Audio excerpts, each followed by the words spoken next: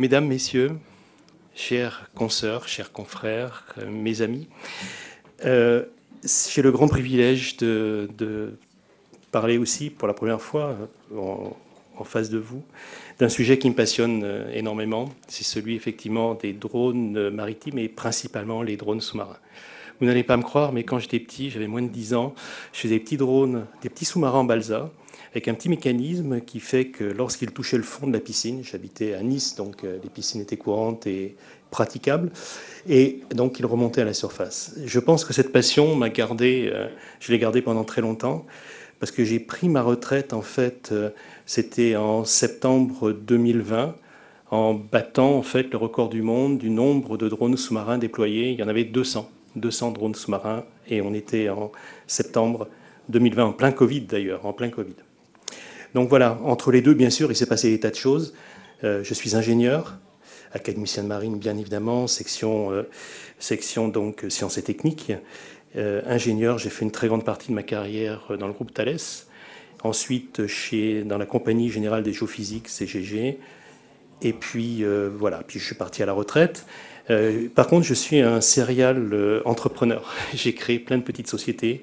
Thales a eu la gentillesse, alors que je travaillais pour eux, de me laisser faire des petites sociétés, dont certaines, effectivement, ont développé une technologie particulière de guidage acoustique qui, aujourd'hui, est fort à la mode.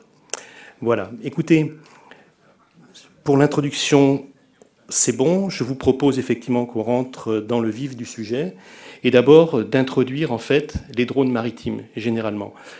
On parlera, vous avez vu, le titre le disait, de drones sous-marins, mais en fait, on mérite effectivement de repositionner ces drones sous-marins dans le contexte des drones maritimes. Donc sur la planche que vous voyez, très simple, en fait, vous voyez qu'il y a à peu près 4 types de drones de surface, sous-marins téléopérés, les planeurs sous-marins et les engins autonomes sous-marins. C'est cette dernière catégorie qui va nous occuper dans mes propos. Mais les drones de surface, vous voyez aujourd'hui des drones français. Parce qu'en fait, la France est très avancée effectivement dans tout le domaine des drones maritimes, absolument dans tous. La plupart des images que vous voyez ici correspondent à des drones français, sauf deux. Voilà.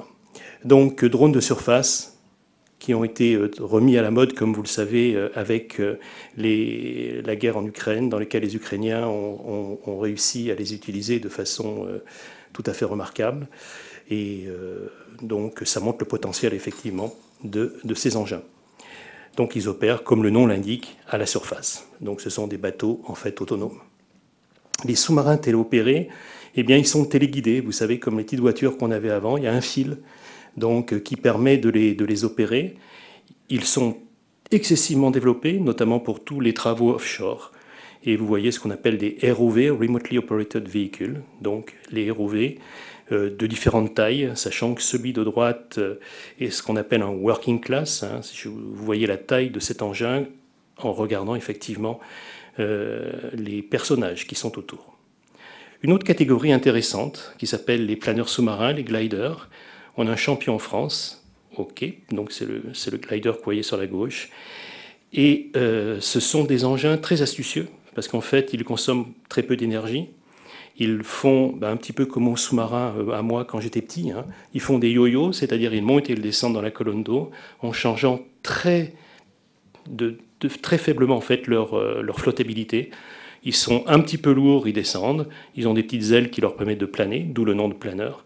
Et puis une fois qu'ils sont arrivés au fond, ils changent un peu leur flottabilité. Donc, et ça demande un certain effort mécanique, bien sûr, mais malgré tout, c'est tout à fait, je ne vais pas dire négligeable, mais ce n'est pas très important. Et ils peuvent remonter et ils continuent à faire ces yo-yo dans la colonne d'eau. Donc, ils sont très bien adaptés à des missions d'observation de longue haleine. Par contre, vous ne savez pas où ils sont, quoi. C'est ça le problème. Vous ne connaissez leur position que lorsqu'ils reviennent à la surface et qu'ils sont capables effectivement d'envoyer un message par satellite, Iridium ou autre, pour dire qu'ils sont là. La dernière catégorie que vous voyez, ce sont des engins totalement autonomes. C'est-à-dire qu'ils ils seront affectés, on leur donnera une mission et ils l'exécuteront de façon autonome. Ce sont les Autonomous Underwater Vehicles. Ce qui est très intéressant, c'est qu'il y a différentes catégories. Vous voyez un très petit sur la gauche, vous voyez un moyen au milieu et un très gros. Alors ça, vous ne voyez pas qu'il est très gros, mais il est très gros, très lourd et il descend très profond sur la droite. Donc plein de types d'engins dont nous allons regarder maintenant un petit peu plus près, d'un peu plus près, les caractéristiques. Alors, on peut se poser la question, pourquoi n'aborder la problématique des engins autonomes sous-marins? Que cette problématique? Pour une raison très simple. On a vu que la France possède une remarquable capacité en termes de drones de surface et toutes les technologies en fait y attenantes. Et ce qu'on peut dire, c'est que les drones sous-marins, aujourd'hui, sont à l'aube d'une révolution. Il se passe dans les drones sous-marins une accélération unique qui est propre à ce milieu aujourd'hui et qui est à même de bouleverser le paysage industriel en développant, rapatriant dans notre pays de nouvelles filières industrielles. Et il serait dommage de diluer le message. C'est pour ça que, bien que ça soit un domaine particulier, j'ai préféré axer cette conférence sur ce point. Donc j'ai volé cette phase à Jacques Petit, qui me disait, oui, cette présentation aborde donc le très important sujet de la réindustrialisation par un axe sectoriel en pleine progression qui présente des opportunités. Merci pour cette jolie phrase. Alors, on parle de quoi lorsqu'on parle d'un engin autonome sous-marin, lorsqu'on parle d'un drone sous-marin? Donc, voici un dessin qui illustre effectivement ce qu'est un drone sous-marin. Alors, il y a plein de fonctions qui peuvent y être, qui ne peuvent pas y être. Il y en a des plus grands, il y en a des plus petits. On verra ça effectivement sur la planche suivante. Mais grossièrement, on parle effectivement d'une enveloppe. Donc, si vous avez l'habitude des sous-marins, oui, ça ressemble assez à un sous-marin. Alors, en taille plus ou moins réduite, enfin plutôt plus réduite en fait, même s'il y a de très très gros drones sous-marins, on le verra, et avec plein d'accessoires que vous reconnaîtrez. Par exemple, devant un sonar passif, tiens, ça rappelle les antennes d'interception aujourd'hui qu'on a sur les sous-marins, et notamment sur nos sous-marins français. Des batteries, bien évidemment, des propulseurs, un sonar latéral, donc on va retrouver. Voilà, vous voyez toute l'électronique qui est dedans, avec des centrales inertielles, avec ce qu'on appelle Doppler Velocity Log, c'est-à-dire être capable de se positionner par rapport au fond, connaître sa vitesse, des capteurs de pression, bien évidemment, pour connaître l'immersion. Ensuite, toute la propulsion, oui, différents types de propulseurs, une hélice, des gouvernails, tout ça donc, vous pouvez le trouver dans les drones sous-marins. Il y a peut-être pas tout ensemble, mais on voit effectivement que c'est quand même un concentré de technologie. C'est un concentré de technologie, et on va regarder maintenant ça plus en détail. Alors, le monde des engins sous-marins, la typologie et les acteurs. Donc, on va voir différentes catégories. Vous le voyez, c'est la partie haute. On voit avec des poids et des longueurs données. Ça va du très petit à gauche au très gros à droite. Là encore, j'ai laissé une personne pour faire voir la taille. Donc là, il s'agit effectivement de l'Excalibur. C'est un très gros drone anglais, pardon. Et on voit effectivement les acteurs mondiaux, et les acteurs français. Et vous voyez que les acteurs français, en fait, sont très très bien positionnés. On a beaucoup d'acteurs dans les drones de petite taille, notamment la société Cyber qui est à Lorient, la société RT6 qui est aussi à Lorient, et Exel, donc, que vous connaissez bien, le champion français effectivement des drones. Mais on voit effectivement qu'Exel joue dans toutes les cases, comme vous le voyez, dans la case des tailles intermédiaires, avec le ULX que vous avez vu sur la planche d'avant, qui est un très très gros engin qui descend très profond. Et alors dans les super gros, donc là on va retrouver Naval Group avec son drone océanique. Donc vous voyez des petits engins, des très gros engins. On a à peu près toutes les tailles, on a à peu près toutes les nationalités, comme vous le voyez, mais la France est très bien positionnée. La France a une très très bonne industrie aujourd'hui pour se positionner dans ce paysage. Alors juste un tout petit point, un drone très célèbre, c'est le Hugin que vous voyez de Kongsberg, qui est un drone relativement important, qui doit faire 6 mètres à peu près.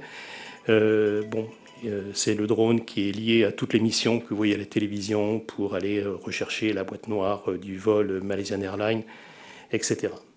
Bon. Donc, mais aujourd'hui, les drones d'Excel aujourd'hui espèrent bien effectivement reprendre, et notamment dans notre pays, et aujourd'hui un petit peu de dominance dans ce domaine-là, et ne pas laisser effectivement aux Norvégiens la primauté de ce type de drone. Et on peut saluer effectivement l'initiative d'Excel de rattraper, en fait, d'essayer de s'imposer face à un marché aujourd'hui quand même qui est bien établi de Kongsberg. Ayant dit ça, on se dit mais à quoi ça sert? À quoi ça sert les drones sous-marins? Alors, c'est une planche que j'ai prise du GICAN. Bien sûr, ça sert à la défense, pour la lutte sous-marine. Okay. Ce qu'on appelle le seabed warfare, c'est-à-dire qu'on va cette fois-ci faire la lutte sous-marine à partir d'engins posés au fond.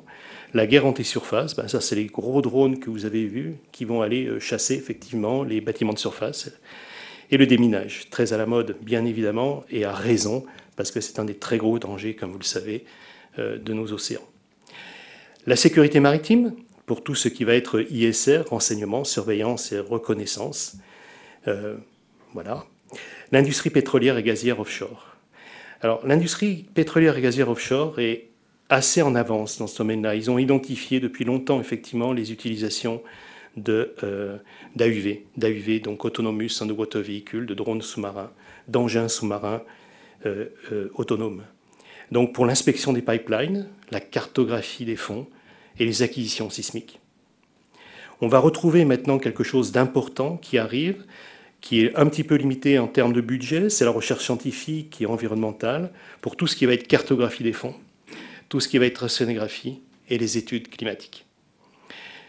Exploration minière sous-marine, halte là, on n'y touche pas. Vous savez qu'il y a un mémorandum aujourd'hui qui empêche en France effectivement d'aller faire l'exploitation des fonds sous-marins. Néanmoins, aujourd'hui, les AUV sont utilisés pour faire l'aspect prospectif, l'aspect aujourd'hui regarder effectivement, ce que le fond recèle en termes de ressources minières. Mais on n'y touche pas, en tout cas en France. L'éolien, très important, les champs éoliens, dans lesquels, bien évidemment, les Autonomous Underwater Vehicle vont inspecter les installations, vont faire de l'ISR, donc du renseignement, surveillance et reconnaissance, et surtout, avant le déploiement du champ, faire une élimination des mines, alors les civils, entre guillemets, n'appellent pas ça mine, ils appellent ça unexploded ordnance, comme vous le voyez, mais enfin bon, ce sont des engins explosifs qui sont enfouis dans aussi bien à la surface que, en fait, dans la proche surface donc, des champs dans lesquels on va déployer des éoliennes. Donc, il est très très important qu'on puisse le faire. Et aujourd'hui, les drones sous-marins arrivent effectivement pour des questions d'efficacité opérationnelle, vont arriver dans ce domaine-là, qui est tenu aujourd'hui par les drones de surface. Je veux nommer par exemple le DRIX aujourd'hui, toujours d'Excel, qui aujourd'hui est un remarquable système et qui aujourd'hui est largement utilisé pour l'élimination donc des UXO. Voilà pour les applications et les usages. Alors, le marché. Intéressant le marché. Bien sûr, le chiffre d'affaires du marché mondial ne reflète pas la vente de drones sous-marins. C'est presque négligeable. Bon, ça va faire 20% globalement. Mais c'est surtout effectivement tous les marchés de services qui va avec, notamment l'opération des missions pour les tiers, inspection offshore, la vente d'expertise, tout ce qui va être donc service fait le gros du marché. Et on parle de combien? On parle aujourd'hui de 2 milliards de dollars. 2 milliards de dollars, le marché actuel, gravitant autour des drones sous-marins. Et on parle en 2029, effectivement, du double, pratiquement.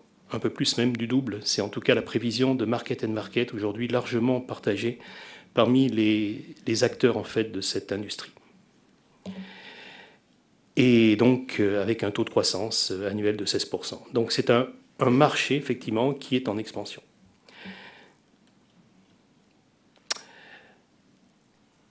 Alors, il y a une chose qui est assez intéressante, c'est de dire, mais combien on en fait de drones sous-marins? Vous avez une idée de combien on en fait par an?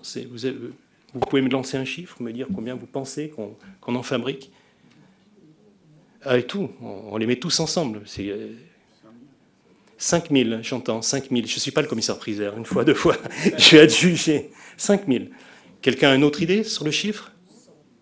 Pardon? Ah.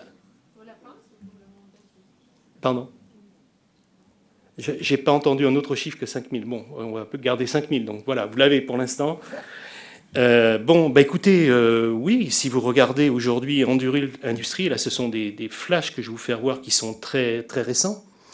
Bah, là, cette société américaine a dit qu'elle allait monter une usine de 9000 à 14 000 m², c'est pas rien quand même, qui permettrait de fabriquer 200 AUV par an.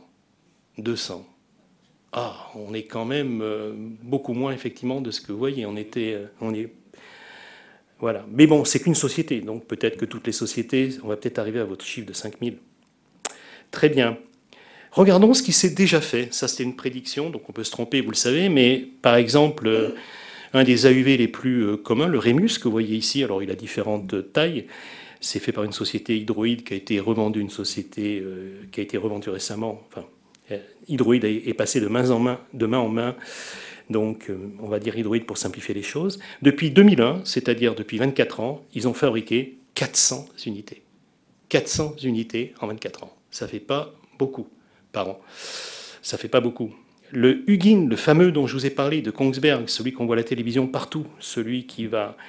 Ils en ont produit 100 aujourd'hui. Et aujourd'hui, notre société française Cyber, donc de Lorient, a annoncé fièrement qu'elle avait livré son 100e AUV. Donc, il n'existe pas de chiffre public précis. Il n'existe pas, c'est clair. Alors là, on a véritablement essayé j'ai essayé vraiment de retrouver le nombre d'AUV fabriqués dans le monde. Mais maintenant, par contre, la meilleure prédiction qu'on a, c'est 450. Et c'est 10 fois moins que ce que vous dites. Donc c'est ridiculement petit. C'est ridiculement petit. Et c'est un des problèmes, effectivement, que notre industrie a, c'est qu'avec un nombre aussi réduit, il est difficile de faire... les séries vont être petites, ça va coûter relativement cher. Hein, les AUV aujourd'hui, dans l'étude Market and Market, le gros handicap que les gens qui ont fait cette étude de marché disent, bah, c'est effectivement, ça coûte beaucoup trop cher. Ça coûte beaucoup trop cher, et ça se comprend, et c'est tout à fait normal. 450 unités. 450 unités, marché mondial. Hein, marché mondial. Très bien. Bon. Donc, en fait, ce qu'on voit maintenant pointer, c'est la révolution des essaims. Les essaims, vous en entendez peut-être parler parce qu'on parle d'essaims de petits drones aériens. Hein, vous voyez de très jolis pseudo-feux d'artifice hein, qui sont faits par des petits drones aériens qui font des balais dans l'air. Donc voilà, vous voyez que ces essaims contiennent plusieurs centaines, voire milliers effectivement de petits drones. Et c'est l'assemblage, effectivement, qui fait que vous avez un effet de surface, un effet waouh, en fait, quand vous voyez ça. Et c'est cet assemblage qui fait aussi que tous les essaims travaillent en parfaite, tous les UAV, les petits drones, cette fois-ci aériens, travaillent en parfaite coordination. Donc en fait, on va retrouver le même concept dans les drones sous-marins. C'est bien plus qu'une juxtaposition. Un essaim, c'est une structure collaborative permettant de déployer en mer une mission complexe, pouvant couvrir un grand périmètre en parfaite coordination des AUV impliqués. Alors, il y a plein de définitions entre essaim, meute, il y a des gens qui font des distinctions, bien sûr, mais là, faisons-le simplement, il faut comprendre le concept. Et ce n'est pas pour rien que vous avez à côté un banc de poissons. Alors, ce n'est pas totalement coordonné, ce banc de poissons. Néanmoins, vous le voyez, en fait, ils occupent l'espace un petit peu de façon aléatoire. Néanmoins, globalement, leur comportement est coordonné. Voilà, c'est juste pour illustrer ce propos. Alors, la révolution des essaims, c'est quelque chose qui arrive, qui est assez récente, en fait. Qui est assez récente, on la connaît plus dans les drones aériens, mais dans les drones sous-marins, ça commençait à arriver avec une initiative aujourd'hui de Naval Group et de MBDA qui s'appelait Swarmzy, qui s'appelle toujours Swarmzy. Hein, je crois que Thomas Valette est avec nous et il s'occupe effectivement de cette initiative aujourd'hui, qui est très œcuménique parce que vous voyez des drones aériens, comme vous voyez des drones de surface, et pas encore, si je ne dis pas de bêtises, des drones sous-marins, mais ça ne saurait tarder. Mais ça a été en fait assez important, ça a fait focaliser les gens sur le travail en fait, le travail collaboratif que pouvaient avoir ces petits engins autonomes. Si on regarde la révolution des essaims, on va voir que maintenant, il y a des systèmes d'observation de la colonne d'eau par une constellation de véhicules sous-marins. Par exemple, la société Helsing vient d'annoncer ça. Et vous voyez aujourd'hui un de leurs gliders, car ils utilisent des gliders dans ce système-là. Donc, quelque part, ils vont observer sur une très grande distance, volume, la colonne d'eau avec des gliders. Le seul problème, c'est que les gliders, comme je vous l'ai dit avant, on ne les positionne pas très précisément quand ils sont dans l'eau. Ils vont donner effectivement, on pourra les repositionner grossièrement lorsqu'ils sont à la surface, mais après, ils seront bien évidemment au gré du courant. Donc, ils navigueront au gré des courants. Et ça ne les rend pas très aptes, par exemple, à faire des antennes cohérentes. On reviendra sur la notion d'antenne cohérente. Émergence au Royaume-Uni alors de l'ambitieux programme Cabot, de mise en place d'une barrière. Donc on voit bien, protection d'un grand volume, protection d'une grande distance aujourd'hui, anti-submarine warfare, lutte sous-marine, dans l'Atlantique Nord, constituée en grande partie d'une flottille d'engins sous-marins autonomes. Pas que, c'est une association d'engins sous-marins avec effectivement d'engins en surface pour piloter les engins sous-marins. La révolution des essaims. Exel se voit confier la fourniture de plusieurs systèmes d'engins autonomes de lutte contre les mines ORG. C'est récent, même si effectivement Exel travaille dans le domaine depuis tellement longtemps avec son petit drone Caster et contenant une majorité de drones sous-marins affectés à différentes missions.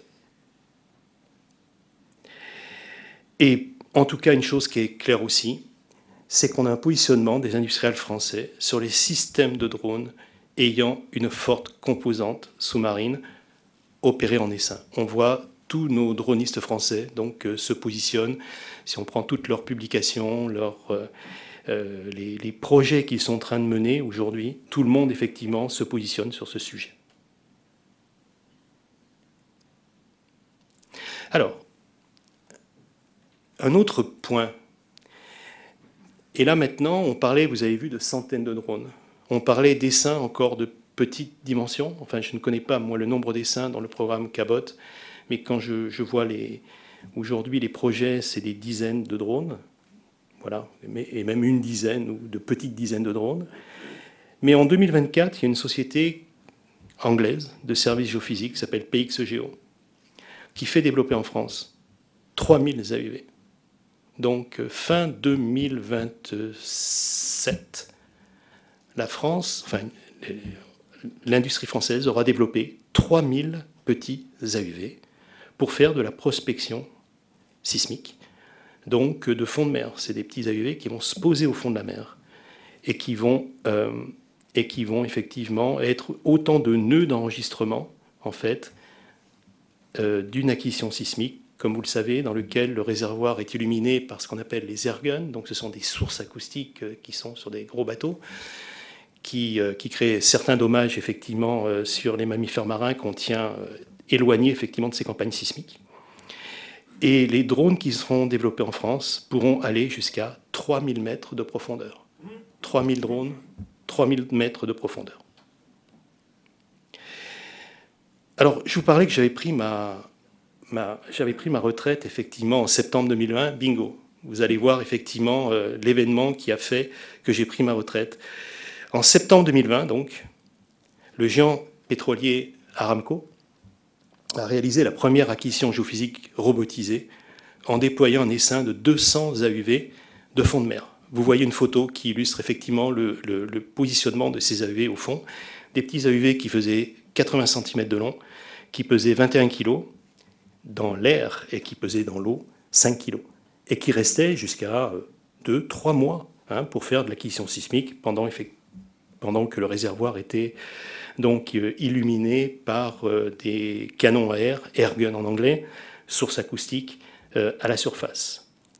C'est à la suite de ça, moi qui étais le chef de projet, donc c'est pour ça que je vous parle de ça, j'étais le chef de projet effectivement de ce projet qui s'appelle SpiceRack Phase 2, j'ai pris ma retraite après ça.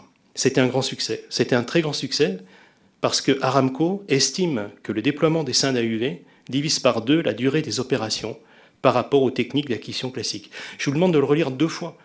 On parle d'acquisition sismique, des campagnes qui coûtent 200, 300, 400 millions. Okay, donc on divise par 2 par cette technologie, on peut comprendre. Alors il faut connaître les technologies d'acquisition classiques. Hein. Les technologies d'acquisition classique, en général, consistent à prendre des gros ROV, vous savez vu, ces engins, c'était la 2e ligne de ma présentation, et de déposer 1 à 1 au fond de mer, ce qu'on appelle des nodes, c'est-à-dire des enregistreurs sismiques. Ici, les nodes, c'est l'AUV. Et vous avez bien compris, effectivement, que on leur dit, ben, allez-y petits, ils vont les positionner avec un système, bien évidemment, acoustique de positionnement très sophistiqué, effectivement, aux endroits qui vont bien, et donc ils vont former cette fameuse antenne cohérente dont je vous avais parlé, et qui va pouvoir effectivement recevoir les échos de ce qu'on appelle la subsurface, donc la partie sous la surface sous les fonds de mer, pour pouvoir faire une image en fait sismique donc de cette subsurface.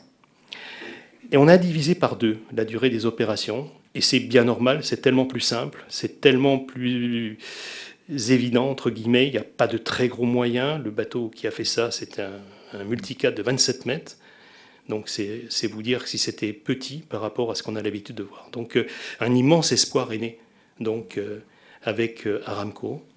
C'était en 2020, et c'est pour ça maintenant, effectivement, que le programme SpiceRack, qui était à sa phase 2, là, avec 200 AUV, record du monde quand même, hein. Personne n'a déployé 200 AUV aujourd'hui de même type. Si vous avez une information contraire, je suis content de la connaître. Et donc maintenant, la dernière étape, c'est 3000. C'est 3000. Très bien. Donc on voit que des choses arrivent. Donc ça va créer des opportunités. Donc en tout cas, c'est mon sentiment. Bien sûr, vous pouvez me challenger, on va dire, là-dessus. Mais fort de ce constat économique divisé par 2, les temps de déploiement, il y a fort à parier que l'usage des SINS généralisera. Alors pas pour tout, hein, pas pour tout, pour des opérations systématiques d'observation des fonds marins ou de la colonne d'eau, systématiques. Là, c'est clair, avec une nouvelle génération de petits AUV économiques. Et le mot important, là, c'est économique. Quand vous parlez de grandes quantités d'AUV, vous ne pouvez plus effectivement les vendre au même prix ou les fabriquer au même prix que ce qui se fait aujourd'hui, dans lesquels c'est presque des productions unitaires. Je ne devrais pas dire ça, parce qu'on en produit quand même quelques dizaines, mais encore des dizaines, ce n'est pas des centaines, ce n'est pas des milliers. Et il n'y a pas d'effet d'échelle. Donc là, ça laisse prévoir effectivement que pour ces applications, qui sont des opérations systématiques d'observation, soit des fonds marins, soit de la colonne d'eau, cette révolution s'annonce. C'est une immense opportunité. Mais, alors, deuxième opportunité, enfin deuxième, c'est toujours dans la lignée de celle-ci, c'est qu'aujourd'hui, cette fameuse industrie d'acquisition sismique, elle ne se contente pas d'en avoir commandé 3000, ça c'est un contrat notifié, c'est clair, 3000, ça fait quand même 6 fois la production mondiale. Bon, elle ne se contente pas d'en avoir commandé 3000, elle dit, très bien, préparez-vous à en fabriquer à partir de 2027, donc, oui, à partir de, je me trompe, 28, pardon, excusez-moi, à partir de 2028, préparez-vous à en fabriquer 60 000, donc sur 4 ans. Donc, préparez-vous à en fabriquer 15 000 par an. C'est pour les besoins, effectivement, très sectoriels de ce qu'on appelle l'infield. Aujourd'hui, donc des besoins d'infield, c'est-à-dire qu'aujourd'hui, vous savez, les pétroliers ont très très mauvaise presse si jamais ils essayent effectivement d'ouvrir de nouveaux gisements. Aujourd'hui, ce n'est pas vraiment tendance. Par contre, ils s'occupent de ce qu'ils ont déjà, des réservoirs qu'ils ont déjà. Et les réservoirs qu'ils ont déjà, ils les exploitent très mal, en fait. Ils n'ont pas, parce qu'en fait, les images sismiques qu'ils ont de leurs réservoirs sont beaucoup trop grossières. Alors, vous savez comment ça marche. Je vais me permettre de vous dire en 2 secondes comment fonctionne effectivement une extraction pétrolière. En fait, en général, il y a un puits d'injection. Et puis, de l'autre côté, effectivement, donc de chaque côté du réservoir, vous imaginez que le réservoir, c'est une éponge. De chaque côté de l'éponge, de l'autre côté, il y a un puits donc de sortie, enfin d'extraction, pardon. Voilà, absolument. Donc c'est très simple, vous imaginez que vous avez une paille dans le puits d'injection, vous soufflez, ce qui va pousser effectivement le liquide vers le puits d'extraction. C'est compliqué, hein, parce que si d'un seul coup, effectivement, vous avez un trajet direct qui se forme, eh bien, tout ce que vous n'allez plus être capable de pousser le liquide vers le puits d'extraction. Donc c'est pour ça qu'il faut avoir des images, il faut injecter des liquides qui peuvent être plus ou moins visqueux, éventuellement, il faut injecter à partir d'un autre puits d'injection. Tout ça pour être sûr que je vais pousser effectivement mon liquide, mon huile, mon pétrole, vers le puits d'extraction. Aujourd'hui, en général, les pétroliers arrivent à exploiter moins de 50%, on va dire. Donc, ils mettent en place des technologies qu'ils appellent Enhanced Oil Recovery, EOR, dans lesquelles ils font toutes les techniques que je viens de vous dire, d'injecter des polymères, d'injecter, de fluidifier et de mieux connaître effectivement leur réservoir. Mais la clé de tout ça, c'est une meilleure connaissance donc de la structure du réservoir, pour être sûr qu'on va pousser au bon endroit, pour être sûr qu'on va prendre les bonnes mesures et surtout qu'on ne va pas créer un trajet direct qui ferait que le réservoir est foutu. Il est foutu, il faut repercer. Un puits de pétrole, c'est l'ordre de grandeur, hein, c'est 100 à 200 millions de dollars en fait. Donc quelque part, là aussi, on est dans le domaine des chiffres gigantesques. Donc pour ça, il faut avoir des acquisitions sismiques plus précises, il faut avoir une vision du sous-sol beaucoup plus précise. Et aujourd'hui, ces petits drones sous-marins qui sont capables de s'agglutiner, qui sont capables de former des antennes avec des espacements qui sont relativement faibles, et surtout qui sont capables d'opérer dans les 500 mètres effectivement d'exclusion autour d'un puits de pétrole. Les gros bateaux ne peuvent pas y aller, et là, effectivement, ces petits drones peuvent y aller. C'est un des aspects effectivement qui justifie ces chiffres énormes, 15 000 drones par an. Je vous rendez compte, ça fait combien par rapport aux 450 ? Enfin, ça fait, oui, 300 fois, je ne me trompe pas, 300 fois effectivement la production mondiale aujourd'hui. Voilà. Donc ce sont les opportunités. Les opportunités sont très fortes. Maintenant, effectivement, il y a des risques. Alors, les risques, c'est que, et on commence déjà à le voir, l'arrivée probable, donc, ou l'arrivée déjà des contrats des dessin d'AUV pose déjà un problème d'approvisionnement des briques technologiques. Aujourd'hui, on va parler, les briques de technologie, vous les avez vues dans le premier dessin, on va avoir des propulseurs, des blocs batteries, des connecteurs étanches, des contrôleurs de moteur, des autopilotes, des altimètres, des capteurs de pression, des systèmes acoustiques, du guidage acoustique, mais pas que, voilà. On va voir, tout ça va devenir aujourd'hui, qui est fait pour une industrie qui fabrique 450 drones par an, va devenir incroyablement rare. Va devenir incroyablement rare et déjà, effectivement, oui, pardon. Ah, d'accord, va devenir rare. Donc aujourd'hui, il va y avoir pénurie sur ce type de composants aujourd'hui si on commence à augmenter donc, les quantités effectivement de drones sous-marins à produire. Alors, ce qu'il faut noter également, et ça, c'est que ces composants viennent principalement de l'étranger. Alors pas tous, hein, pas tous. En fait, malgré tout, les cellules aujourd'hui des batteries viennent de l'étranger, même si effectivement on a des sociétés remarquables en France qui les assemblent. Les propulseurs viennent de Chine ou des États-Unis, même si en France il y a une industrie qui commence à se révéler autour de ces propulseurs, et ça c'est formidable. Et donc, majoritairement, tout ça, effectivement, vient des États-Unis, de Chine, d'Asie du Sud-Est aussi. Donc, et ces fournisseurs ont déjà du mal à approvisionner la production actuelle. Alors, je parlais de briques technologiques. Le GICAN a fait des catégories que vous voyez ici. Donc, les systèmes de contrôle et d'autonomie, les systèmes de navigation, les systèmes de communication, les différents capteurs, donc les différents senseurs, les altimètres, donc les systèmes Doppler pour mesurer la vitesse du bateau, les systèmes de propulsion, très importants, les propulseurs en fait, les charges utiles, donc qui peuvent être de différentes natures en fonction de l'application. Vous avez vu les applications au départ.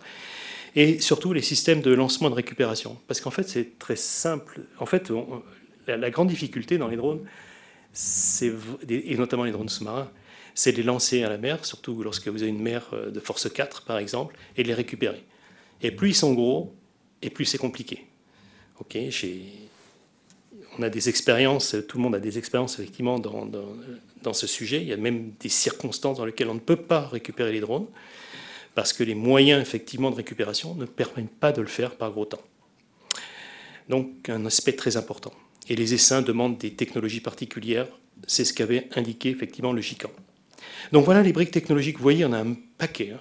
Il y en a énormément, hein. C'est chaque point de chacune des colonnes que vous voyez là, donc ça représente énormément de choses. Énormément de choses, donc trop de choses. Énormément, donc trop.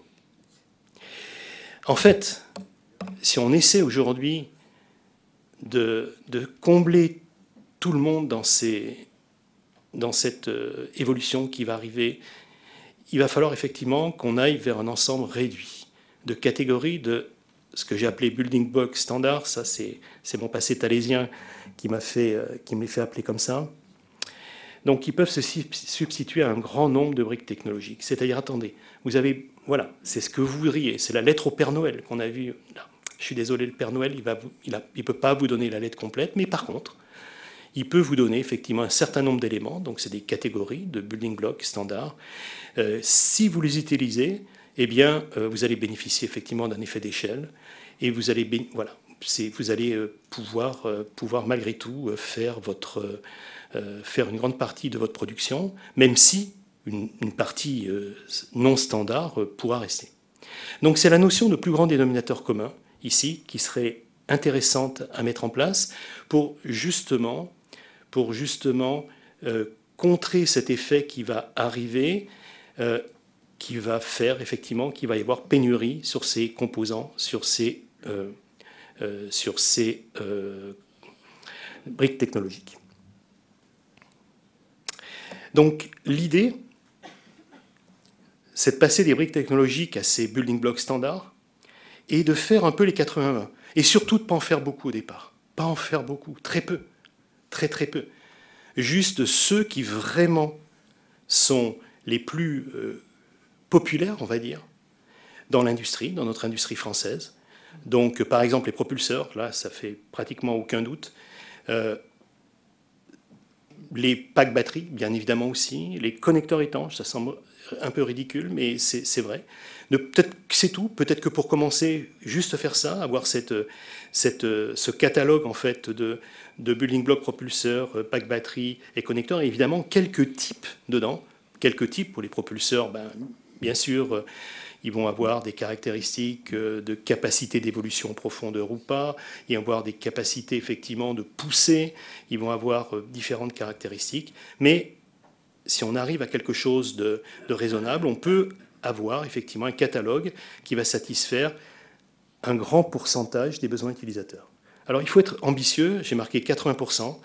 Ce ne sera peut-être pas 80%, sachant qu'effectivement, il y a des projets qui réclament effectivement des propulseurs tout à fait custom, tout à fait non standard, et donc il n'y a aucun problème. Le catalogue ne résoudra pas tout. Et surtout, il ne faut pas qu'il résolve tout. S'il résout tout, ça veut dire qu'il est beaucoup trop proliférant, qu'il est beaucoup trop... il va y avoir des choses qui seront très importantes, qui vont servir beaucoup de projets, et d'autres qui ne seront pas importantes et qui ne serviront pas les projets. Il faut savoir mettre la limite entre les deux et ne pas effectivement aller dans le détail, laisser donc aux industriels, s'ils ont des besoins particuliers, qui ne demandent pas de grande féerie, et bien donc les laisser continuer effectivement dans la fabrication de ces éléments qui ne sont pas standards. Donc on le voit, chaque catégorie va contenir un nombre réduit de building blocks standards, couvrant le plus grand pourcentage de besoins utilisateurs, et surtout, peu. Peu, mais beaucoup. C'est ça l'idée. Peu, mais beaucoup. Ok, on va prendre un business case. Désolé pour l'anglicisme, enfin on va prendre un cas juste pour voir quel est l'ordre de grandeur de l'économie qu'on peut faire. Bon, j'ai pris quelque chose de standard, ce sont les tubes en aluminium, juste... voilà, pour ne pas pour prendre quelque chose de relativement clair. Bon, alors, à peu près tous nos AUV actuellement, à peu près tous, pas tous, mais beaucoup, sont construits autour d'enceintes cylindriques étanches, de diamètre extérieur inférieur à 200 mm, résistant à 100 bars, par exemple, en aluminium anodisé. Bon, alors on fait le besoin, par exemple, que le besoin annuel, on fait le pari, pardon, que le besoin annuel, ou l'hypothèse que le besoin annuel sera de 2000 enceintes cylindriques. Si on n'a pas d'approche building block, c'est la colonne de gauche, eh bien on va fabriquer 2500 spécifiques de 40 types environ. Hein, c'est voilà, différents diamètres, différentes longueurs, ce qui représente à peu près 50 unités par type. Hein, c'est juste de l'arithmétique très simple, d'enceinte, 50 unités par type d'enceinte. Mais par contre, là aussi, on les fabriquera en plusieurs fois. On ne les fabriquera pas en une seule fois. Donc, parce qu'en fait, on ne sera pas capable aujourd'hui de lancer complètement, effectivement. Donc, par exemple, en 5 lots de 10. Et vous voyez tout de suite la difficulté de cette approche. Il y aura 40 types d'enceintes, ok, et on ne va pas pouvoir les lancer en une fois parce qu'on n'aura pas le volume. On va être obligé de fragmenter, d'échelonner en fait les lancements. Donc 5 lots de 10. De l'autre côté, avec les building blocks, bah écoutez, non, on ne va pas faire les 2000 en building blocks, ça serait rêvé, c'est pas possible. Mais supposons effectivement qu'on puisse en faire 1800, donc qui seront standards, simplement de 4 types, 450 unités par type, toutes fabriquées en une seule fois. Là, on joue sur les faits, on fabrique tout en une seule fois, on peut faire un seul lot de fabrication. Et puis, bien sûr, il va rester 200 enceintes spécifiques, qui, dans tous les cas, échappent effectivement à cette notion de building block. Eh bien, le gain porte sur la fabrication des antennes, des enceintes cylindriques, spécifiques dans le premier cas, standard dans le deuxième. Et on a fait donc un exercice et ça nous donne effectivement un gain sur le coût en fait, de ces éléments de 43%. Donc on gagne 43% par une approche building block, par l'effet de masse, par la réduction du nombre de types et par le fait qu'on va pouvoir lancer en un seul lot, ce que dans l'autre cas, on est obligé de lancer, d'échelonner. J'avais pris l'exemple de 5 lots. 43%, c'est assez significatif. Donc en fait, il faut que effectivement cette marge soit retournée dans les prix faits aux industriels, c'est clair. Et une partie de cette marge, par contre, sera utilisée pour maintenir le catalogue des building blocks. Et en fait, le dessin que vous voyez n'est pas une bonne représentation. Ça vous donne une idée. Vous avez une brique Lego. Un building block, c'est bien plus qu'une brique Lego. Le building block, si ce n'est qu'une brique Lego, ça vaut presque pas le coup, même si Lego ça fait beaucoup d'argent avec ses briques, comme vous le savez. Mais l'idée dans les building blocks, c'est d'avoir des macro-composants, des composants qui sont beaucoup plus gros. Prenez l'exemple de l'automobile. Dans l'automobile, prenez l'exemple des moteurs aujourd'hui. Alors, dans l'automobile, bien évidemment, tout ce qui se voit, c'est la marque. Il n'est pas question qu'Alfa Romeo peut sous-traiter, mais le look d'une Alfa Romeo, c'est très caractéristique, et ça reste effectivement chez l'industriel. Par contre, aujourd'hui, les moteurs, les clignotants, les boutons, tout ça est communalisé. Et aujourd'hui, les moteurs, c'est vraiment un building block très important. On retrouve les mêmes chez Renault, chez Volvo, par exemple. Donc, on voit qu'il y a des grandes, et qui se soucient effectivement d'avoir un moteur qui ne soit pas typiquement de la marque et qui vienne effectivement d'un consortium de constructeurs. Et l'avantage, bien évidemment, vous l'avez compris, c'est évident, plus de moteurs, les fabricants a une capacité de fabriquer beaucoup plus linéaire. Voilà. Vous voyez tous les avantages effectivement de cette approche building block. Mais plus le building block est gros, plus il comprend de fonctions et plus il sera efficace.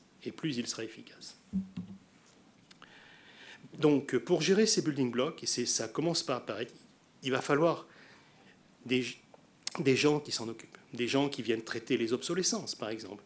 Les gens qui viennent dire « Ah, il faut créer un nouveau building block. Ah, celui-là, bah non, on l'avait mis, mais on ne fait pas suffisamment de marge dessus. Ça ne donne pas assez d'avantages aux utilisateurs. On le retourne, on le supprime. » Donc il y a toute une partie gestion, effectivement, de cette usine à building block. Le terme usine est très mal approprié, mais c'est juste pour vous faire comprendre, qui sera nécessaire. Alors, les pièges à éviter sur ces fameux building blocks, parce qu'on a une certaine expérience industrielle sur ces building blocks. Les pièges à éviter, c'est la prolifération anarchique des building blocks sous la pression des utilisateurs. Ça, c'est formidable. Quand vous avez des chefs de projet ou des commerçants qui disent « Ah, il me faut ce building block bleu à pois vert », et puis un autre qui arrive, parce que le client a dit qu'il voulait bleu à pois vert, et vous avez un autre commerçant qui dit « Non, non, non, non, il me faut jaune à rayures bleues. » Okay. Donc c'est pour vous dire que, et c'est le client qui l'a dit, alors ça on fait parler le client pour essayer effectivement d'avoir des building blocks qui collent à certaines négociations. Ça, c'est la mort des building blocks. Ça, c'est la mort des building blocks. J'avais un patron qui me disait, tu n'as qu'un objectif dans l'année, parce que j'étais responsable d'une filière de building blocks, tu n'as qu'un objectif. Et c'est dommage parce que j'aurais aimé qu'il soit là aujourd'hui. Et c'est cet objectif, tu vas dire non 9 fois sur 10. Donc, quand tu vas avoir des demandes de modification qui viennent, parce que ça c'est géré effectivement de cette façon-là, tu diras non 9 fois sur 10. Oh, je dis, mais c'est pas possible, notre système, il faut qu'il vive, donc je dois... Non, tu as compris, si tu dis non 9 fois sur 10, tu n'as pas ton bonus de fin d'année. Tu as compris. Alors ça m'a fait réfléchir. Je me dis quand même, il est dur, mais bon. Et puis j'ai vu tout de suite la grande vertu de ça. C'est que les demandes de modification, que je recalais 9 fois sur 10 en bon élève, eh bien... les gens, à la fin, enfin, petit à petit, ont commencé à me proposer des modifications beaucoup plus pertinentes. C'est-à-dire, ils se sont concentrés sur véritablement les modifications qu'il fallait proposer. Et donc, ils ont arrêté ces demandes de modification de confort qui auraient fait une prolifération anarchique des building blocks. Donc, voilà. Donc ça, c'est une grande leçon. J'ai eu mon bonus, d'ailleurs. Même si à la fin, c'était difficile, parce que comme elles étaient toutes très pertinentes, j'étais obligé bien souvent de dire oui, mais mon patron était compréhensif. OK. Le deuxième point, aussi fondamental, le catalogue de building blocks, il se gère à l'aide d'un business plan. C'est-à-dire qu'il faut qu'on connaisse les quantités, il faut qu'on connaisse les prix objectifs, il faut qu'on connaisse le prix de la concurrence, il faut qu'on connaisse combien, effectivement, on va nous en acheter, etc. C'est un véritable business plan. Et tout ce qui ne va pas être rentable sera abandonné. Ce building block-là ne sera pas assez rentable, on va l'abandonner. Une chose très importante également, tout ça vit dans le temps. Donc tout ça est soumis aux obsolescences, et notamment pour tout ce qui concerne l'électronique. Donc il faut gérer les obsolescences, c'est super compliqué. Donc un grand penseur des building blocks disait, un building block, c'est dur à l'extérieur et c'est mou à l'intérieur. C'est-à-dire qu'en fait, ce qui est important, c'est de garder les interfaces. C'est de garder les interfaces. Ça s'applique à peu près à tout. Et puis donc, je vous l'ai dit, gérer rigoureusement les configurations. Et voilà. Donc ça, c'est les pièges à éviter. Si on ne gère pas les configurations, ça coûtait très cher à l'entité Thales. Je ne devrais pas dire Thales. Ça a coûté très cher à une entité qui n'avait pas bien compris ça. Et effectivement, ça fait une prolifération anarchique, effectivement, des différentes configurations. Évidemment, l'aspect économique avait été perdu. Voilà. Alors, j'arrive à la fin, effectivement, de cette présentation. Voilà, j'ai bien tout remué. Je vous ai exposé un petit peu cette vision. Mais qu'est-ce qu'il faut faire? Donc, voilà la démarche que je propose, en fait, qu'on propose, parce que cette démarche a été établie avec mes collègues de l'Académie de marine. Premièrement, effectivement, c'est d'identifier un patron, un maître d'ouvrage. C'est fondamental. Une initiative comme ça, de mise en place de building blocks donc, dans un domaine, ici, donc les drones sous-marins, et beaucoup de choses d'ailleurs seront perméables aux autres drones d'ailleurs, c'est d'identifier un maître d'œuvre. C'est d'identifier quelqu'un qui va tenir la baguette. OK. Deuxièmement, c'est toute une approche technico-économique. Sélectionner les premiers building blocks, pas trop. Vaut mieux commencer par 1, 2, 3, c'est tout. OK. Bien établir leurs spécifications, leurs performances, estimer les quantités à produire, définir leur prix cible pour garantir leur compétitivité. Après, industriel, qui en France va faire sélectionner les sociétés françaises, les regroupements pour produire effectivement ces building blocks. Commercial, définir un réseau de distribution interne français, mais on va voir à l'export. Et on va voir effectivement la vertu de cette approche pour l'export. Donc le business plan, on en a parlé, là, véritablement, gérer cette entité building block comme une entité avec un profit and loss, donc un profit and loss standard sur au moins 5 ans. Au moins 5 ans. Bien évidemment, il y aura une équipe de management qui définira, il faut définir la structure de management des filières de building block pour éviter les pièges cités et garder les filières toujours compétitives, tant qu'en France qu'à l'export. Et bien évidemment, il y a une problématique financière, c'est d'aborder des fonds publics privés pour financer l'amorçage. Alors pourquoi j'ai dit l'amorçage? Parce que si on se débrouille bien, et vu les chiffres que vous avez vus, le fameux 47% de réduction, cette filière devrait devenir en fait suffisante, enfin économiquement suffisante. Parce qu'en fait, du fait des quantités, du fait de la qualité, du fait du nombre d'utilisateurs en France, eh bien, elle va avoir des perspectives à l'export qui vont arriver très rapidement. Donc, avec tous les éléments positifs que j'ai dit, donc le prix, la qualité, le fait qu'elle ait été rodée sur beaucoup de projets.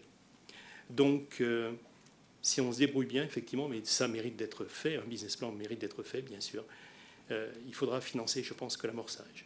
Et après, cette filière devrait effectivement s'autosuffire. C'est tout le mal qu'on lui souhaite. Voilà en fait la démarche proposée. Deuxième conclusion. En fait, ces filières donc, de building block présentent une triple aubaine, comme on l'a vu. Réindustrialisation en France de composants principalement achetés aujourd'hui à l'étranger. Sûreté d'approvisionnement pour nos industries, pour notre industrie nationale. Et puis donc une activité profitable, fortement exportatrice à court terme. Ça, c'est ce qu'on voit. Vous savez, il y a des tentatives de sociétés américaines qui essayent de faire ça, qui font des catalogues de building blocks. Elles ont un succès fou. Alors, les volumes aujourd'hui d'AUV sont très faibles. Donc aujourd'hui, ça ne se traduit pas par énormément de prises de commande. Mais là, si les volumes effectivement augmentent, eh bien, on aura cette activité fortement exportatrice à court terme. Une dernière conclusion. Vous pourriez me dire, mais tout ça n'est fondé que sur votre intuition, enfin sur votre assurance, sur votre conviction, que les essaims vont faire une apparition massive. Et vous avez raison. Aujourd'hui, il y a un contrat en France de 3000 AUV, c'est quand même pas mal, c'est un bon signe. Mais si je me trompais, si effectivement ce n'était pas le cas, est-ce que ça vaudrait le coup effectivement de mettre en place ces filières? Eh bien, considérez que j'agis un peu comme un lanceur d'alerte pour que l'industrie française ne regarde pas passer le train, si l'opportunité se concrétise. C'est ça qui serait terrible. C'est qu'en fait, cette opportunité, elle se concrétise et qu'on ne fasse rien. Et ainsi éviter ce qui s'est passé avec les drones aériens, dans lesquels on a vraiment laissé passer le train. Donc, pour moi, il vaut mieux anticiper sur des initiatives fédératrices, car les building blocks, c'est véritablement fédérateur, et de bon sens, plutôt que de subir a posteriori les conséquences de n'avoir rien fait ou d'avoir trop tardé à faire. Je vous remercie.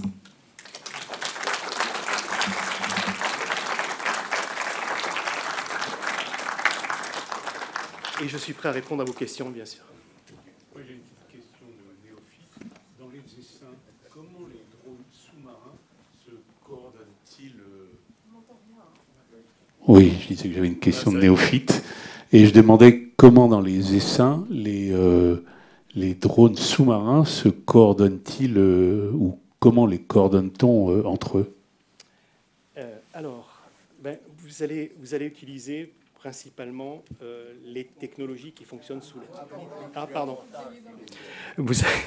Oui. Vous allez donc utiliser les technologies qui fonctionnent sous l'eau, principalement donc l'acoustique aujourd'hui. On adorait utiliser les technologies optiques, mais dès que l'eau devient un peu turbide, ça ne marche pas bien. L'inertiel, bien sûr, et le recalage par le fond, par les DVL. Donc, voilà à peu près ce que vous avez utilisé. Maintenant, ces technologies sont très limitées quand vous parlez de centaines de drones ou de milliers de drones. Donc là, aujourd'hui, à ma connaissance, le modèle opérationnel, donc en militaire, CONOPS, mais le modèle opérationnel, c'est un petit peu celui qui est utilisé pour les drones aériens. Comment ils font, les drones aériens, quand les gens vous font une démonstration le 14 juillet dans laquelle il y a, je sais pas, 500 drones qui volent ensemble? Est-ce que vous croyez que les drones se parlent entre eux? Absolument pas. Vous avez un système centralisé qui envoie à chacun drone ce qu'il a à faire. Bien évidemment, le drone, il connaît sa position par GPS, correction centimétrique, hein, qu'on appelle RTK. Donc là-dessus, il reçoit un ordre, tout simplement, pas broadcasté, ça va être un ordre effectivement personnalisé, parce que chaque drone va faire quelque chose un peu différent, ils vont se rentrer dedans, et puis ils vont exécuter ça. Donc on a un système très centralisé, les drones ne se parlent pas entre eux. J'ai l'habitude de dire, moi souvent, moi j'ai 2 enfants, ok, bon à table, déjà c'est un peu la cacophonie, hein, 2 enfants, imaginez que vous en avez 10, 20, 30, 100. Parler entre eux, non, pour l'instant. Mais ce que je dis, c'est l'état de l'art actuel, c'est l'état de l'art peut-être un peu passé. Il y a plein de gens qui travaillent, effectivement, il y a plein de travaux en cours, et on verra certainement apparaître, effectivement, des coordinations beaucoup plus locales, en fait, beaucoup plus locales. Oui. Oui, Thierry, merci beaucoup pour ta présentation. On a déjà eu l'occasion d'en discuter à maintes reprises. Je reviens sur ta conclusion. La standardisation de la chaîne d'approvisionnement, c'est quelque chose que l'automobile a fait depuis des années à l'échelle de dizaines de millions d'exemplaires produits chaque année. Est-ce que si les commandes, si le marché s'ouvre sur des milliers de drones par an, est-ce que les fabricants de drones eux-mêmes, les assembleurs, n'auront pas le poids suffisant pour faire cette structuration parmi leurs fournisseurs ? Peut-être, mais là, du coup, l'union fera la force. Et l'union augmentera encore les quantités et diminuera encore les coûts. Bien sûr, oui, la réponse est oui, mais ça sera qu'une démarche intermédiaire. Et surtout, ça serait dommage parce que là aussi, on perdrait une capacité également de resserrer en fait les industriels du domaine sans les contraindre. Hein, on va dire, ils seront toujours libres de faire les engins qui correspondent au marché dans lequel ils veulent pénétrer, avec les formes qu'ils veulent avoir. Donc rien ne les limitera, si ce n'est effectivement qu'ils auront accès à un plus grand marché. S'ils le font par eux-mêmes, alors s'ils le font par eux-mêmes aussi, il va y avoir des gens qui vont aller plus vite que d'autres. C'est-à-dire qu'on va laisser ceux qui n'arriveront pas effectivement à aller aussi vite que les autres, on va laisser derrière. Ils ne vont pas pouvoir en profiter. Donc je pense que pour l'industrie globalement, je pense que c'est une bonne chose, essayer effectivement de les fédérer sur quelque chose qui n'est absolument pas pour eux contraignant, non, qui n'est pas contraignant, sur quelque chose sur lequel ils pourront toujours exercer leur créativité et exercer effectivement créer des drones tout à fait uniques pour eux et qui correspondent aux besoins de leur marché.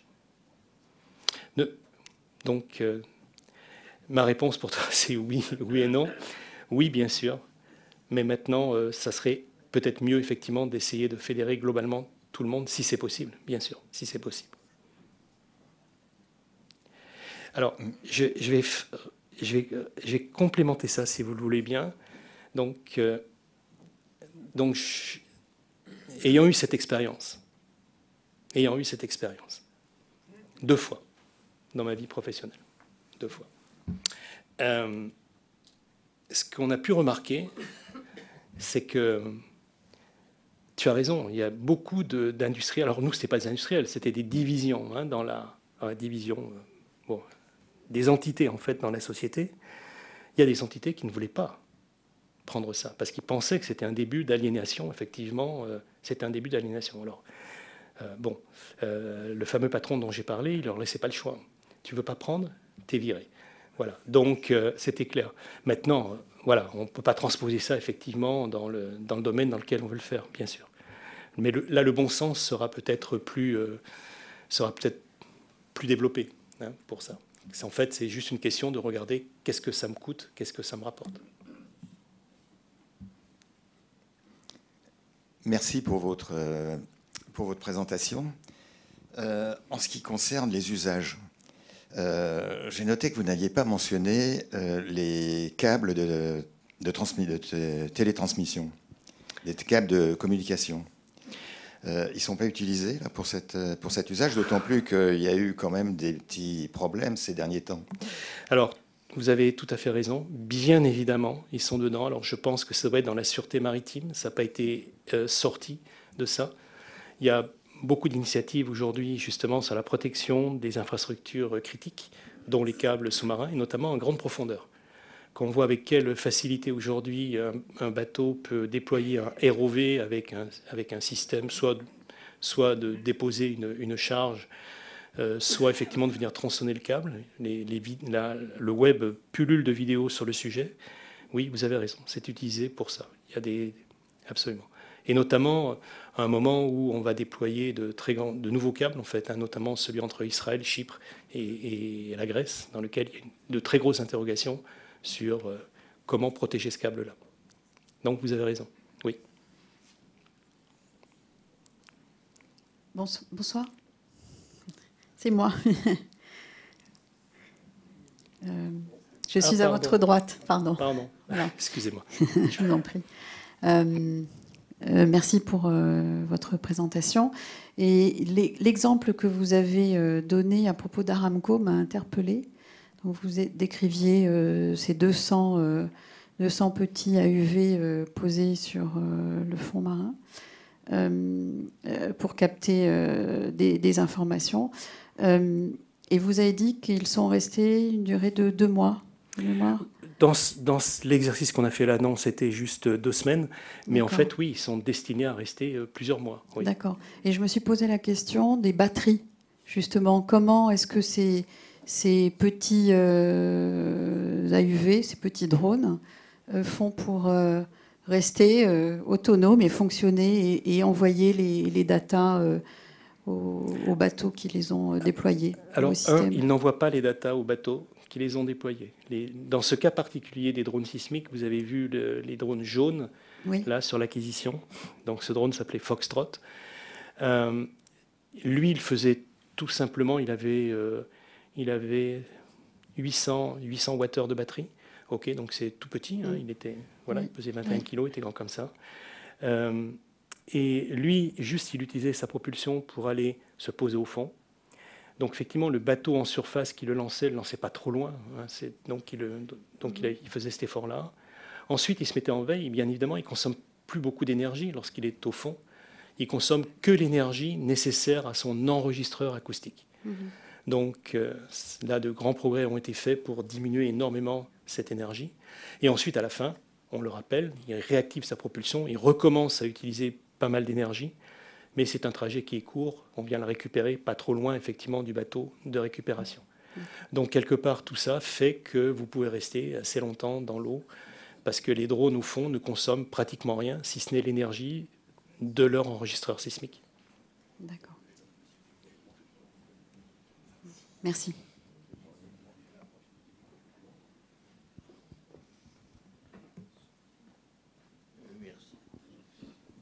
Vous nous avez fourni une explication convaincante du développement que l'on peut attendre des drones sous-marins, mais dans une version civile, une version qui vise à améliorer et à rendre moins coûteuse l'exploration des fonds sous-marins en vue notamment de la prospection pétrolière, mais avec d'autres usages. Bon. Alors, ma question est de savoir si, dans le projet que vous défendez, avec première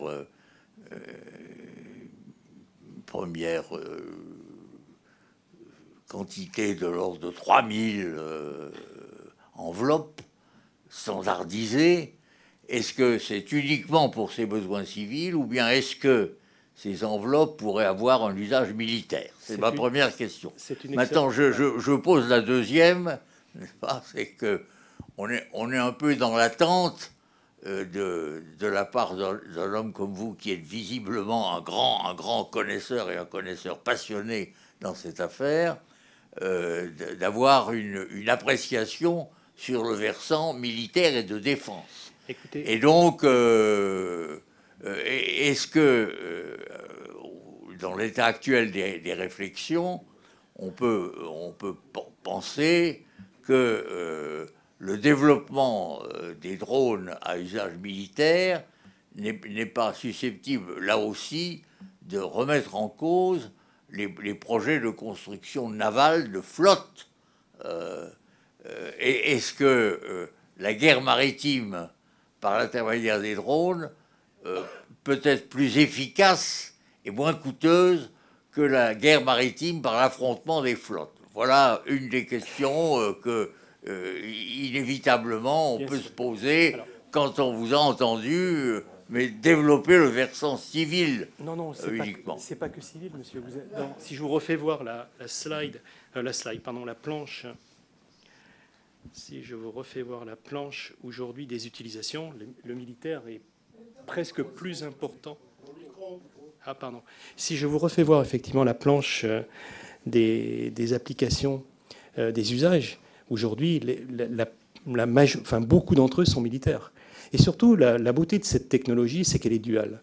Vous voyez, aujourd'hui, les systèmes que vous faites, dont j'ai parlé pour la prospection géophysique, eh bien, vous faites la même chose aujourd'hui en LSM, donc en lutte sous-marine, avec les mêmes composants, c'est les mêmes bandes de fréquences, 0-100 Hz aujourd'hui. Donc on écoute des sous-marins ennemis dans cette bande de fréquences. Okay.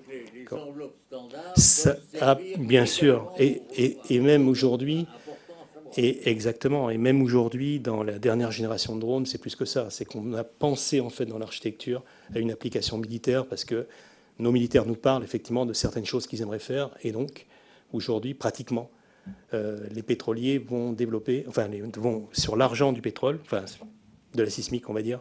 Donc, on va pouvoir faire des choses qui vont servir aux militaires. Donc, les militaires ont exprimé des besoins et on essaye effectivement. Le pétrole est en avance, la géophysique est en avance. Ils ont mis beaucoup d'argent, beaucoup plus que ce que le reste des applications a mis. Mais aujourd'hui, beaucoup d'applications sont militaires. Je vous ai parlé de plusieurs, donc la LSM, la lutte sous-marine. Okay. Je vous ai parlé le seabed warfare, c'est-à-dire, là encore, ces drones pesants au fond, donc qui observent, qui font d'ISR au fond de l'eau.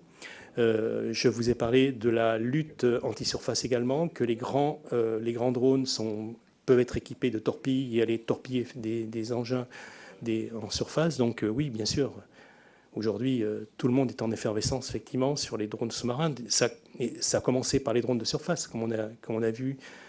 L'Ukraine a fait voir, effectivement, ce qu'on était capable de faire. Mais bien sûr, aujourd'hui, ces drones-là, aujourd'hui, un usage dual et bien évidemment militaire. Et vous pourrez, si j'arrive... Voilà. Bon. Donc, c'est dans la... Je vais essayer de vous présenter la planche là-dessus, mais vous l'avez déjà vue, elle est passée.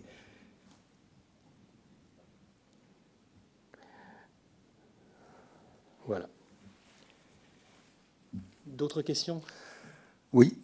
Bonsoir. Juste en face. Quelle est la différence entre un drone et une torpille sous-marine? Le prix. Le prix. La charge militaire systématique dans la torpille. La torpille, c'est un engin excessivement sophistiqué, comme vous le savez. Les drones aussi, certains. Mais la vitesse. La torpille va beaucoup plus vite. La torpille est excessivement bruyante aussi. Les drones, en général, n'ont pas besoin de des performances. Mais le prix est une bonne réponse. Là, on a des facteurs... même si les drones sont relativement chers, là, les torpilles dépassent effectivement en prix ce qu'on fait aujourd'hui dans les productions de drones.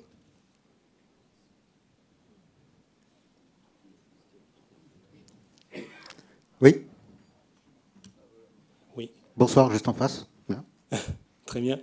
Moi, je vous remercie pour cette communication qui, déjà au niveau du visuel, qui est projeté, c'est collector, parce que bon, tant pour l'application et l'environnement, c'est-à-dire le marin, le maritime et l'application qui correspond au drone.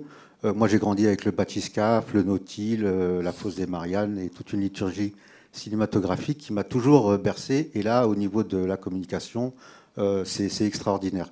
Deux petites questions. Une première, peut-être visionnaire, c'est-à-dire pour rejoindre mon prédécesseur qui avait pris la parole, en termes de militaire et applications civiles ou marché industriel marin, À terme, est-ce qu'il y aurait une priorisation du fait, par exemple, au niveau maritime, au niveau militaire, qu'un conflit naval est de plus en plus... enfin, je veux dire, c'est assez rare de voir ça, je pense, au niveau militaire, et c'est plus des choses qui relèvent de l'appui, même s'il faut équiper. Et dans un seconde question, en termes plus concrets, est-ce que c'est un savoir-faire et une technologie qui est possiblement de l'ordre du sur-mesure, c'est-à-dire que avec quelque chose de plus, une demande plus particulière, plus affinée. Voilà. Alors, je vais répondre à la deuxième question. Oui, bien sûr, le sur-mesure, c'est un petit peu ce que l'industrie fait aujourd'hui. C'est-à-dire, vu les relativement faibles quantités, on va faire des types de drones adaptés à certaines applications. Donc ça, c'est clair. Et votre première question était relative à la convergence en fait des besoins militaires et civils. C'est ça.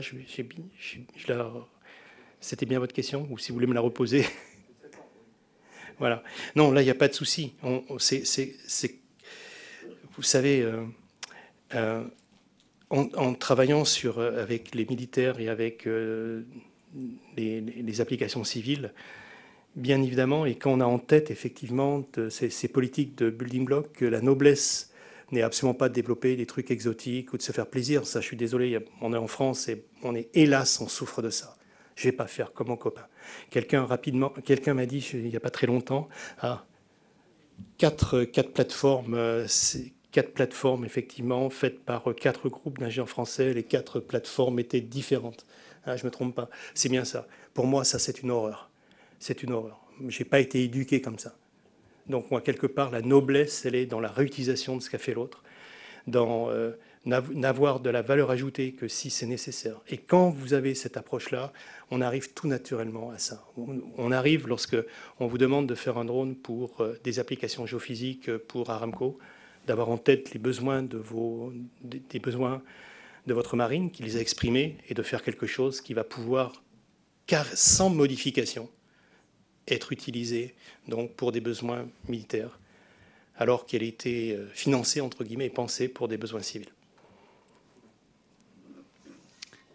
Bonsoir monsieur, question également en face. Alors un double merci pour votre présentation. Le premier, c'est merci parce qu'elle était très dense et très précise. Et un deuxième merci, parce que si j'ai bien lu la presse maritime, vous installez une usine à Tex-Noyalo en Pays Vantais pour construire vos AUV. Donc chers voisins géographiques, merci beaucoup.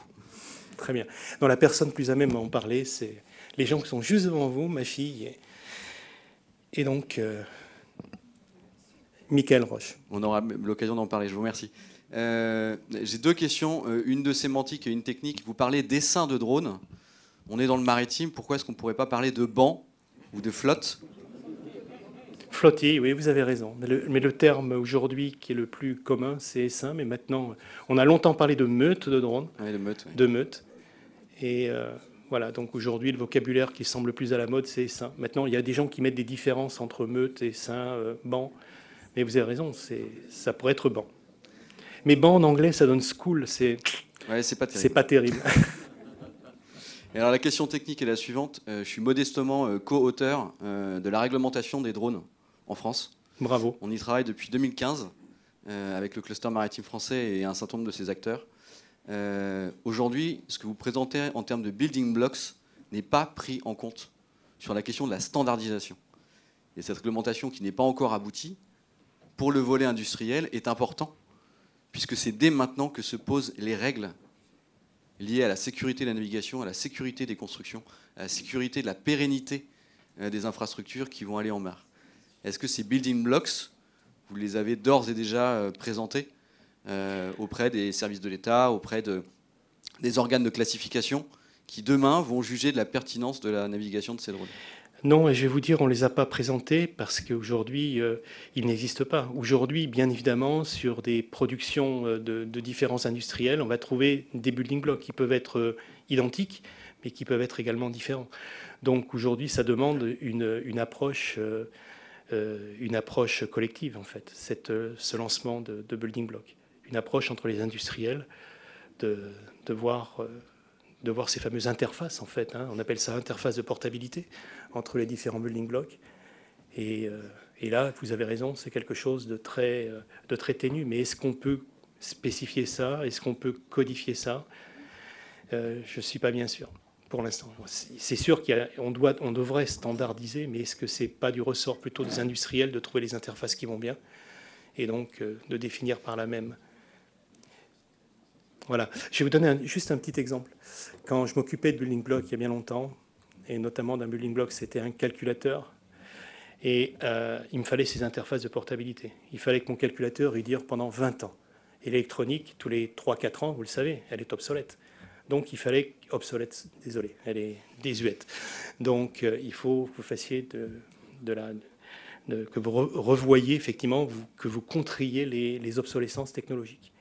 Donc tout ça, le grand pari a été de se dire, mais sur quelle structure de bus, on appelle ça bus, donc je vais construire mes cartes électroniques pour avoir premièrement une notion d'échelle. Je peux faire un petit calculateur avec peu de cartes, un grand calculateur avec beaucoup de cartes. Et puis surtout, quand mes cartes vont tomber obsolescentes, quand le 68000 va être remplacé par le 60020, par le 60040, donc tous ces microprocesseurs qui à l'époque... et comment je vais faire effectivement pour garder toute l'infrastructure, tous les outils que j'ai développés pour ne pas perdre l'investissement et pas pour tout refaire. Donc il était très important de choisir les bus standards de communication. Et à l'époque, on avait choisi le VME, qui est resté la norme pendant plus de 30 ans. C'était un choix fantastique. On a eu de la chance. Enfin, de la chance. C'était très dur d'anticiper ça. Il fallait qu'on sente. Donc on s'est réunis. On a dit, mais quel serait le meilleur? Et pour les cartes, par exemple, locales, mezzanine, on avait choisi le PCI à l'époque, et c'était aussi un choix fantastique. On se serait trompé là-dessus, on aurait développé des building blocks sur des interfaces qui n'étaient pas pérennes, et donc on aurait perdu tout le bénéfice. Donc cette notion aujourd'hui de choisir les interfaces, on ne peut pas le faire tout seul, parce que, par exemple, moi je sais pas, je peux décréter que ça sera un bus de tel type, et puis après je vais aller voir mes amis d'Excel ou de RTC, je leur dis, ben voilà, c'est le bus que vous allez prendre. On dit, attends Thierry, tu rigoles. Nous, on pense, bon voilà, il y a une concertation à avoir. C'est véritablement une concertation d'industriels responsables. Et le gros avantage, ça rentre effectivement dans les discussions entre industriels qui ne menacent absolument pas leur business individuel. On ne dira pas à RT6 comment il faut faire les AUV, ils savent qu'en garçon, ils les font d'ailleurs très bien. Ils les font d'ailleurs très bien. Mais on se mettra d'accord effectivement sur des choses qui vont faciliter la vie industrielle, qui vont décroître les coûts aujourd'hui, vu que l'industrie globalement des AUV est réputée pour être très chère. Et voilà. Donc je ne sais pas si ça peut se décréter. Je pense que ça résultera d'une réflexion effectivement entre industriels et peut-être effectivement que ça peut se faire sous les auspices du cluster maritime, du GICAN évidemment. Ça, il n'y a pas de problème aujourd'hui. Mais c'est un grand travail encore qui reste devant nous. Bonsoir Monsieur. Pierre-Niel de Barmont des jeunes IHEDN, comité marine. Vous avez mentionné que l'avantage des drones sous-marins en meute par rapport aux gliders, c'était leur capacité de positionnement pour créer une antenne cohérente. Est-ce que vous pouvez nous expliciter qu'est-ce que c'est une antenne cohérente et à quoi ça sert, s'il vous plaît? Bravo, bonne question. Alors, en fait, alors ça c'est une petite révolution amenée justement par les essaims. Une antenne cohérente, on va parler... Allez, on va rentrer dans le domaine militaire. Vous savez, c'est plus facile. C'est plus facile que vous de parler de la géophysique que de la géophysique. Mais bon, donc on va rentrer dans le domaine militaire. Donc dans le domaine militaire, allez, on va prendre le cas de la LSM, donc l'anti-submarine warfare, donc la lutte sous-marine. Et donc on veut détecter des vilains sous-marins. Voilà, vous connaissez, la moitié d'entre vous au moins connaissez cette problématique. Donc pendant longtemps, on veut détecter ces sous-marins. Alors on va se dire, on les détecte à partir d'un autre sous-marin, de nos sous-marins. Ça va être plus simple. Donc pendant longtemps, nos sous-marins, ils avaient des petites antennes. Alors déjà, ce n'était pas un simple hydrophone, c'était comme des réseaux d'hydrophones, mais une petite antenne à l'avant d'un sous-marin, une antenne cylindrique. Ensuite, des antennes qui se sont mises sur les flancs du sous-marin pour augmenter la surface. Et puis est arrivée la révolution des flûtes. Donc, les géophysiciens appellent ça streamer, mais donc des flûtes, donc des grands spaghettis, en fait, tirés par les sous-marins ou même les bâtiments de surface aujourd'hui. Et ça a tout changé dans la guerre sous-marine. Parce qu'on avait une élongation, une antenne cohérente, en fait, de grande dimension. Donc, susceptible, effectivement, de se focaliser sur des menaces. Et puis, donc, de faire une sommation cohérente, c'est pour ça qu'elle s'appelle cohérente. On appelle ça formation des voies en sonar. Donc, pour avoir du gain d'antenne et pour détecter loin. Ça a été vraiment une révolution. Donc, qu'est-ce qui coûte cher dans une antenne de ce type-là? Les hydrophones? Rien du tout. Ça coûte rien du tout, les hydrophones. C'est la structure d'antenne qui coûte cher. C'est la mécanique. Qu'est-ce qui coûte cher dans un radar aujourd'hui de défense aérienne? Allez, je vous le donne en mille. C'est la structure qui coûte cher. Bien plus cher que l'électronique, que les éléments rayonnants, que tout ça. Bien plus cher, c'est la structure mécanique. De mon temps, 60% du radar, c'est pour ça. Et c'est ça le gros avantage des petits drones opérant en SA. C'est qu'eux, il n'y a pas de structure.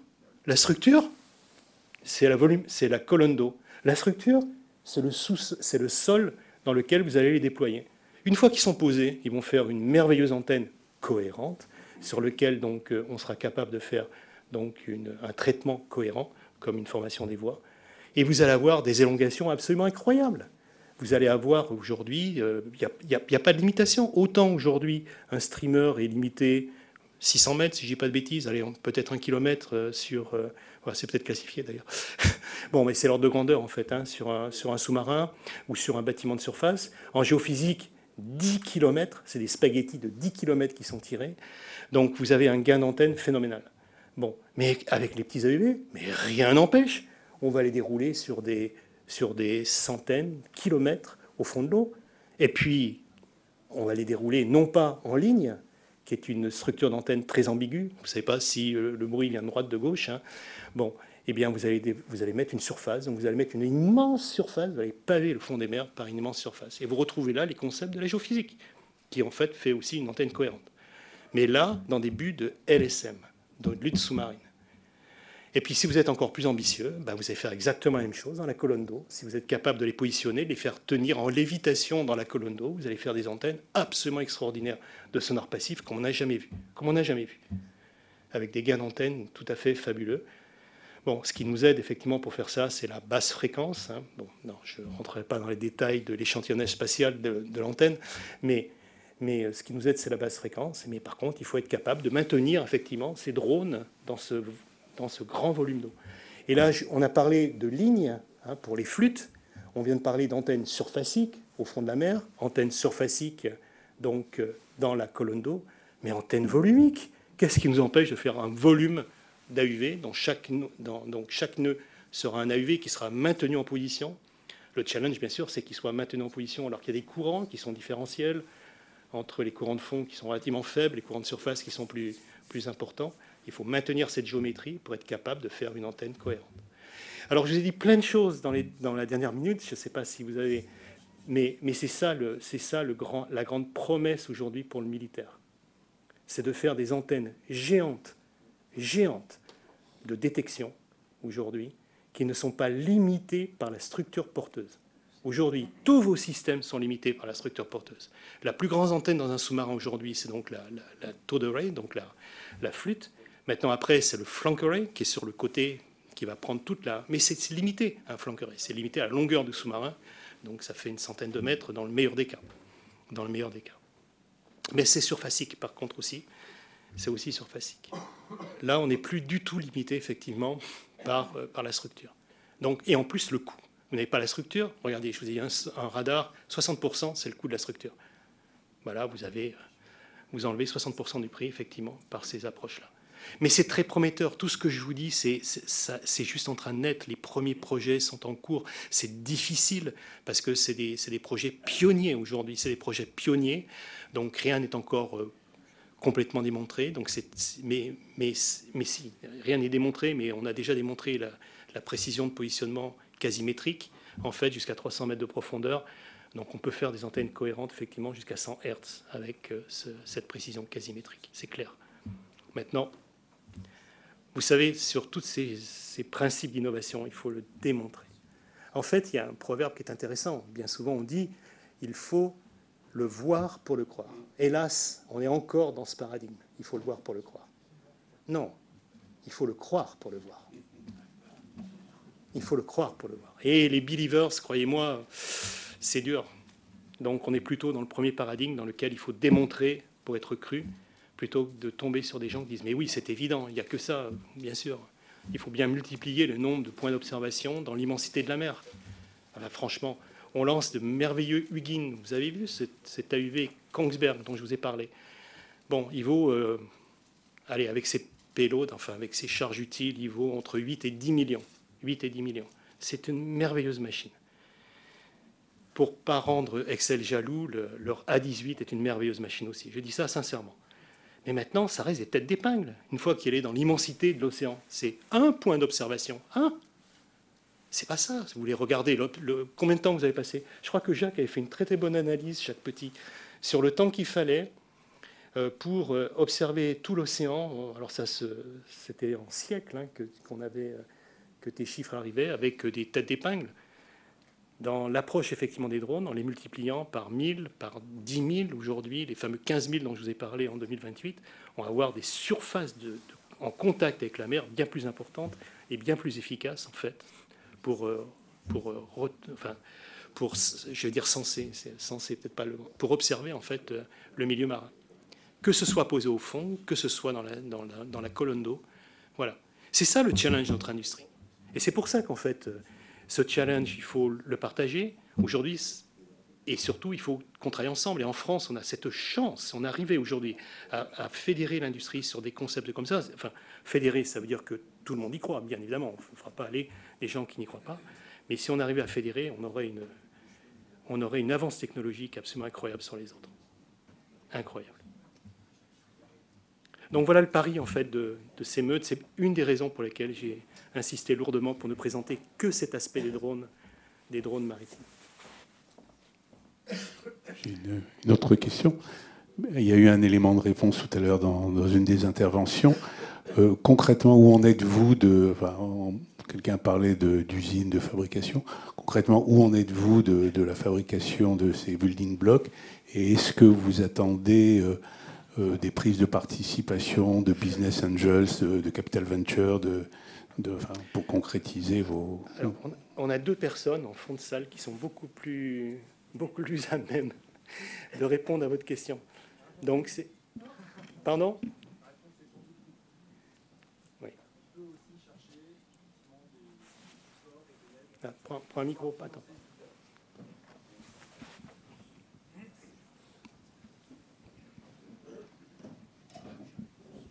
Merci. Donc la réponse est plutôt oui. C'est-à-dire qu'on va avoir, nous, tendance à vouloir chercher des financements pour lancer ce mouvement-là. Puisqu'on se rend bien compte qu'aujourd'hui, comme le disait très bien M. Brizard, chaque acteur n'a pas vocation à conduire l'effort seul.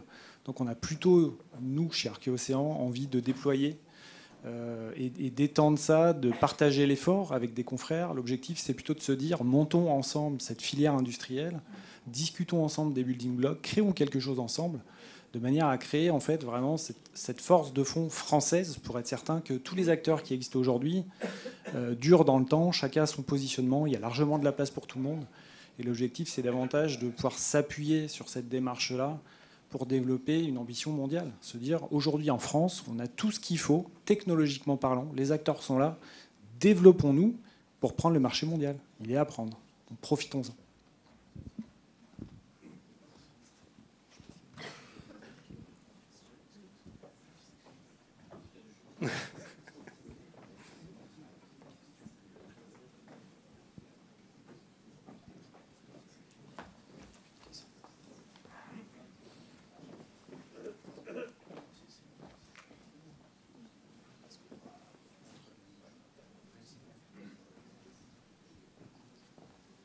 Bon, écoutez Thierry, il ne reste plus... faut que je prenne un train pour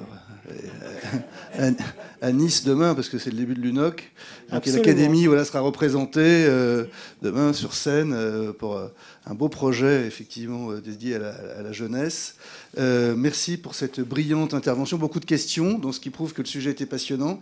Moi-même, ça m'a énormément intéressé, voire inspiré, parce que la notion de building block, bien sûr, ça peut tout à fait s'appliquer à des dessins de drones, mais à des flottes de navires, peut-être. Alors, il faut qu'il y ait la quantité. Il faut qu'il y ait la quantité. Mais justement, aujourd'hui, on voit beaucoup de toutes petites séries de navires faits sur mesure, vraiment, et pas du tout de standardisation. Très peu. Et dans le cas de la décarbonisation du maritime, peut-être imaginer des building blocks au niveau de la construction navale, ça sera une partie de navire, etc. Je pense que ça, on pourrait imaginer pour faire davantage de séries standardisées, c'est bien la notion, pour faire baisser ces surcoûts qui viennent avec la décarbonation. Peut-être qu'on pourrait s'inspirer effectivement de votre notion de building block. Voilà, ce serait peut-être un autre sujet. En tout cas, voilà, c'est très inspirant ce que vous nous avez dit. Je pense que vous avez passionné notre auditoire. Merci à vous en tout cas. Et merci à vous. Très bonne soirée à tous. Merci. Merci.